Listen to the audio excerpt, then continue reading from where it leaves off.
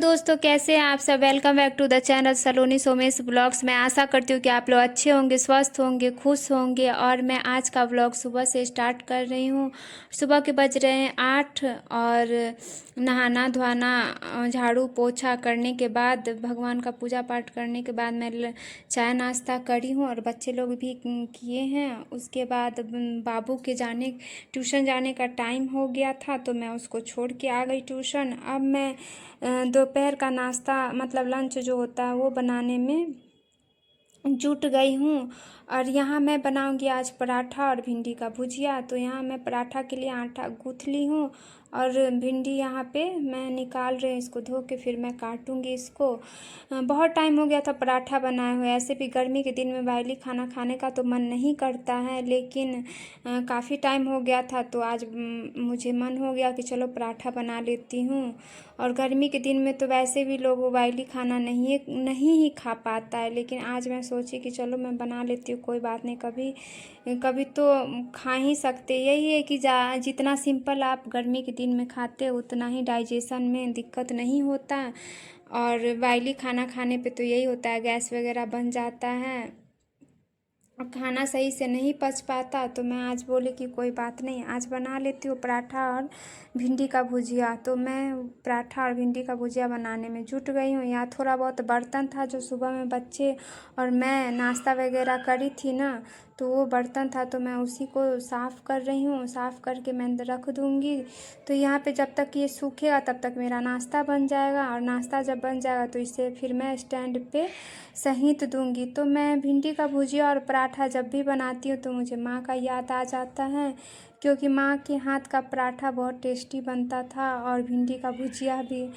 मुझे अपने घर मतलब जाने में ना बहुत लंबा टाइम लग जाता है। जैसे 1 साल 2 साल पे मैं अपने घर जाती हूँ, तो जब जब मैं माँ का बनाया हुआ कोई भी खाना रहता है ना वो बनाती हूँ ना, तो मुझे बहुत याद आता है माँ का। तो माँ जब भी आती है तो ये सब, या मैं जाती हूँ या माँ आती है तो ये सब बनाती है ना, तो यही चीज़ जब मैं बनाती हूँ ना तो मुझे बहुत याद आता है।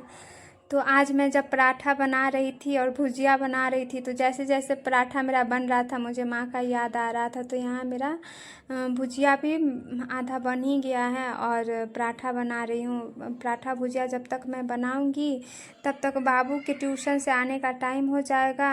वो 1 बजे या 12:30 में ऐसे आता है, तो आके खाना खाते खाते हम लोग को 2 ज़रूर बज जाता है। तो 2 बज ही जाएगा आज खाना वाना खाने में। तो आज मुझे स्टिचिंग का काम करना है। जैसे कि मैं जो वहाँ सिलाई करती हूँ सीखती हूँ ना, तो वो सिलाई तो हो जाता है लेकिन तुरपाई का काम नहीं हो पाता। तो मेरा बहुत सारा ब्लाउज और कुर्ती वगैरह जो सिली हूँ ना, तो उसको तुरपाई करना है। तो डेली का जो काम होता है ना, तो वो आपका फ़िक्स रहता है। मेरा फ़िक्स रहता है डेली का काम कि इतना ये काम करने में इतना टाइम लगेगा। और जो एक्स्ट्रा काम होता है ना, तो उसके लिए टाइम निकालना पड़ जाता है। जैसे मुझे आज तुरपाई का काम करना है तो उसके लिए मुझे एक्स्ट्रा 2 घंटा चाहिए। तो कोई ना कोई काम में से मुझे काट छाँट के एक्स्ट्रा काम के लिए टाइम निकालना पड़ता है। तो आज मैं इसीलिए जल्दी जल्दी कर रही हूँ कि ये बन जाएगा ना तो बाबू आ जाएगा तो खाना वाना खा के, और 2 से 4 बजे तक मैं बैठ के तुरपाई करूँगी। फिर बाकी का जो शाम का काम होता है वो करूँगी, फिर रात के खाना में बनाने में जुट जाऊँगी। तो यहाँ मेरा नाश्ता बन गया। भिंडी का भुजिया देखिए कितना अच्छा बना है, बिल्कुल माँ की तरह। और पराठा भी बन गया। जो बर्तन वगैरह फैला हुआ था उसको भी साफ़ करके मैं रख दी हूँ। अब यहाँ पे मैं बच्चों के लिए और अपने लिए नाश्ता निकाल रही हूँ। तो यहाँ पे नाश्ता निकालने के बाद दोनों को दूंगी, दोनों खाएंगे, फिर साथ साथ मैं भी खाऊंगी। यहाँ मैं जो वो उस दिन बनाई थी ना खट मिट्ठी, वो मैं रख रही हूँ। तो बहुत अच्छा बन गया और काफ़ी टाइम के लिए मैं स्टोर कर ली हूँ। आप लोग भी आम का खट मिट्ठी बनाइए और लंबे टाइम तक स्टोर करके रखिए। ये पराठा और रोटी के साथ बहुत टेस्टी लगता है खाने में। बाबू को मैं नाश्ता दी थी, ये नहीं करी है, ये आटा से खेल रही है। बाद में इसको मन होगा तो ये अपना खाएगी, नहीं तो खिलाऊंगी मैं बैठ के। यहाँ हम लोग नाश्ता करने के बाद मैं अपने काम में जुट गई और बाबू सब टीवी देख रहा है। मैं चली गई थी रील्स बनाने के लिए, इसीलिए मेरा बाल खुला हुआ है। मैं जब आई हूँ ऊपर से तो देखी हूँ किचन में जो बर्तन वगैरह था वो फैला हुआ था, जो मैं धो के रखी थी, तो ये सब सूख गया। मैं स्टैंड पे इसको अच्छे से सहीन दी हूँ। फिर मिट्ठू के लिए मैं सत्तू बना रही हूँ, वो भूखा था, उसको खाने के लिए मुझे देना था, तो मैं सत्तू बना के और दूध जो था, दूध वगैरह ऊपर रखा हुआ तो फ्रिज में मैं रखी हूँ। यहाँ मैं मिट्ठू को निकाल रही हूँ, गुस्सा से बाहर नहीं आ रहा है खाने के लिए। ये बहुत देर से मुझसे खाना मांग रहा था, उसमें लेट हो गया है। जब भी ये खाना मांगता है ना, मैं थोड़ा भी लेट कर देती हूँ ना खाना देने में इसको या खिलाने में, तो ये खाता ही नहीं है। इतना गुस्सा वाला है, बहुत गुस्सा आता है, बहुत। जैसे जैसे बड़ा हो रहा है ना, ये बहुत बदमाशी करने लगा है। तो मैं इसको खिलाने के बाद बहुत सारा काम है उसको करूँगी। जैसे आपको बताई हूँ कि स्टिचिंग मुझे करना है, मतलब तुरपाई करना है। तो देखिए यहाँ मैं सत्तू खिला रही हूँ इसको। आधा सत्तू गुस्सा से नीचे गिरा दिया, थोड़ा बहुत खाया है। तो इसको मैं खिलाने के बाद बैठ गई। बाबू पढ़ने के लिए बैठ गया, मैं वो तुरपाई करने के लिए बैठ गई हूँ। तो ये किसी और का कपड़ा नहीं है, मेरा खुद का कपड़ा है। मैं जो सीखती हूँ ना, तो वो सब सिल के रख देती हूँ और इकट्ठे जब बैठती हूँ ना तो स्टिचिंग करती हूँ। तो बहुत टाइम से सिला हुआ ये ब्लाउज रखा हुआ था, 3-4 ब्लाउज था, 2 कुर्ती था, तो मुझे इसका स्टिचिंग करना था। तो आज 2 घंटा में तो मुझे नहीं लगता है कि हो पाएगा। अच्छा, जितना हो रहा है उतना तो मैं आज कर लूँगी, बाकी का बचा हुआ मैं कल करूँगी।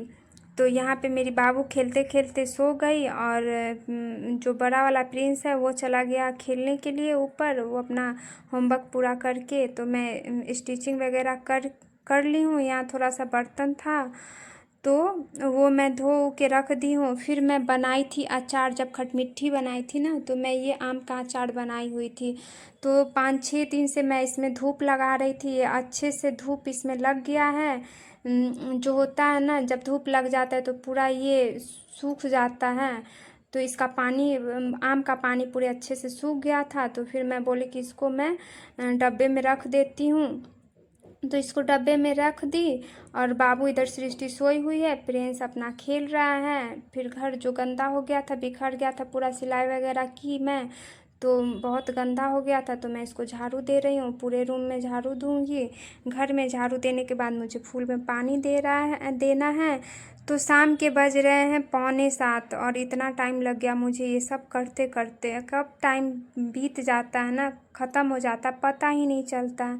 मेरा डेली का इतना ही है। जब मैं काम कर सुबह उठती हूँ, सुबह से शाम कब हो जाता है, दिन से रात कब हो जाता है, पता ही नहीं लगता। काम के चक्कर में कुछ समझ में नहीं आता टाइम कब बीत गया। तो यहाँ मैं नीचे झाड़ू वाड़ू दे ली हूँ, अब छत पे जाऊँगी। मैं फूल में पानी देने के लिए छत पे आई तो देखी छत बहुत गंदा था। फिर मैं सोची चलो यहाँ भी मैं झाड़ू दे के सफाई कर लेती हूँ। और छत का सफाई करने के बाद मैं फूल में पानी वानी दी, और फूल में पानी देने के बाद मैं नीचे जाऊंगी। तो फिर अपने लिए कॉफ़ी बनाऊंगी, थोड़ी देर बैठूंगी तो खाना की तैयारी में लग जाऊंगी। तो मैं जब नीचे आई यहाँ पे तो सृष्टि मुझे ढूंढ रही थी, ये सोई हुई थी, उठी ना तो मुझे ढूंढ रही थी। तो ये बोल रही है कि मैं बोलूँ मम्मा को सब्सक्राइब करने के लिए, तो वही बोल रही, बहुत अच्छे से बोलती है। लेकिन ये सो के उठी ना तो इसका मन नहीं कर रहा है। तो फिर मैं बाबू को खिलाने के बाद मैं भगवान का भक्ति गाना लगाती हूँ। ये मेरा गाना बहुत पसंदीदा है। तो मैं ये लगा के फिर अपने लिए चाय नहीं, कॉफ़ी बनाई हूँ।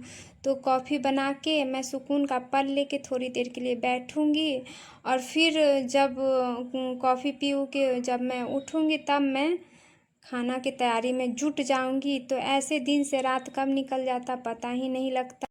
हमारे ऊपर घर के काम की जिम्मेवारियाँ इतनी होती है ना कि दिन से रात, रात से दिन कब हो जाता है पता ही नहीं लगता। अपने लिए, खुद के लिए टाइम नहीं निकाल पाते।